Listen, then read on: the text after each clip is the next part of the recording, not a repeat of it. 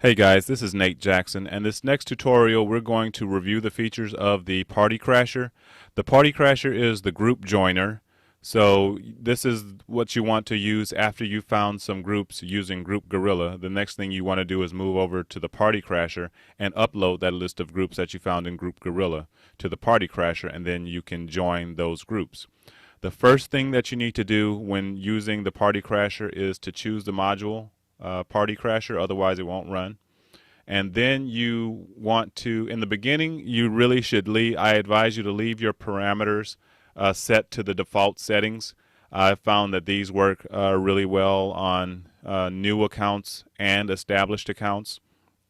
I've created some new test accounts, and these work really well. And I've used it on my own established account, and it works really well. And when I say really well, I mean as far as avoiding attention from Facebook and not having to worry about Facebook giving you any warnings that you need to slow down. So I advise you for at least the first few days to stick with the default settings, and then gradually, as you see that Facebook is not paying attention to what you're doing and is comfortable with that level of activity, then you can start to gradually bump it up, slow down, make it move a little bit faster.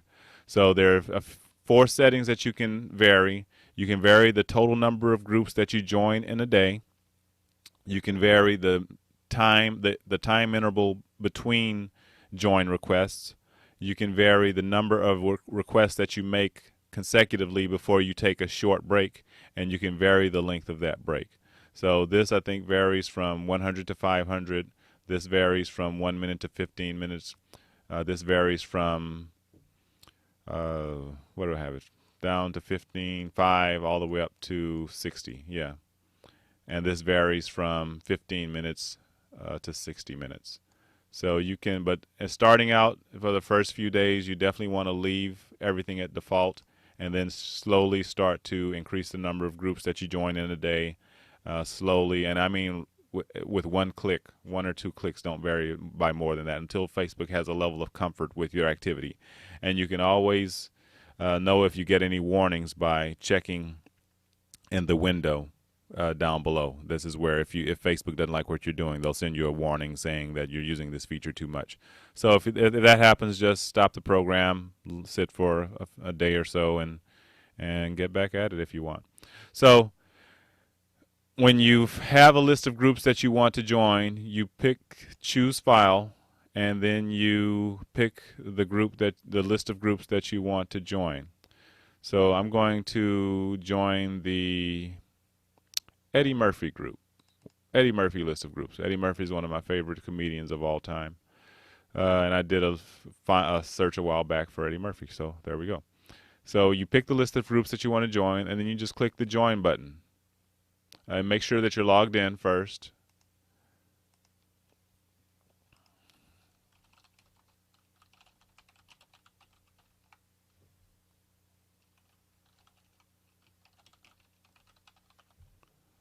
Okay, so shows you how to do that, and then just click the join button.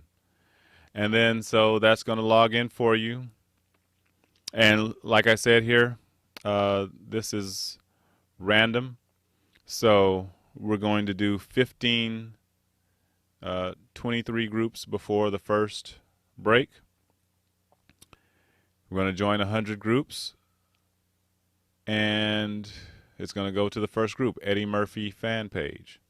Okay, and it's going to click this join group button. See, my mouse is over here. It's going to wait a few seconds. I'm going to see if we're a member of that group or not, and it just click the join button. So you see it changed from join group to cancel request. And now we have it set at 3 minutes per request. So it's going to sit here and wait 180 seconds and go to the next group. So, and we see we have the total number of requests remaining is 112, and that's the total number of groups in that list. And for the day, we have 99 groups remaining to join. So that's pretty much how the group joiner works. And if you're already a member of a group that it goes to, if you go to a group that you're already a member of, then it'll only wait about 10 seconds and then move to the next group. So you don't have to wait this amount of time. You just have to wait about 10 seconds or less, and it'll go to the next group. So it moves on a really swift pace. and it's really a good way to look human. There's a lot of randomization and humanization built in, so you don't have to worry about if you use it responsibly. You don't have to worry about popping up on Facebook's radar as someone who's using automation.